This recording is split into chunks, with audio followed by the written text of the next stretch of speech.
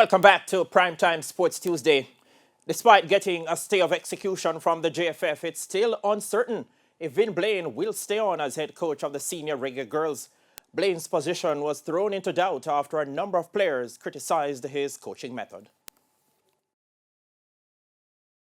The JFF could still be looking for a coach for the senior reggae girls, despite giving the green light to incumbent Blaine to continue in the position. In a release on Tuesday, the JFF says it has accepted the recommendation of the Technical and Development Committee to retain the technical staff of the Senior Reggae Girls program. The release further states that it's in the best interest of the JFF to continue on its present course with the current coaching staff, where the progress will be closely monitored and evaluated periodically. The JFF said, quote, "It is felt that introducing changes at this time would not be prudent. However, when TVJ Sports contacted Blaine, he wasn't ready to commit to the program going forward."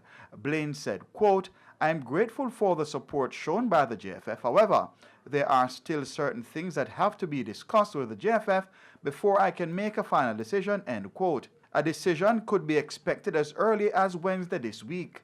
TVJ Sports further understands that during the meeting with the technical committee, Blaine hinted at resigning in the interest of the national program. His position as coach became untenable after 20 players signed to a letter criticizing his coaching methods. The Reggae Girls will take part in the CONCACAF Final Round World Cup qualifiers in July, where they will play in a group alongside host nation Mexico, Haiti, and the USA. Keon Reina reporting for TVJ Sports.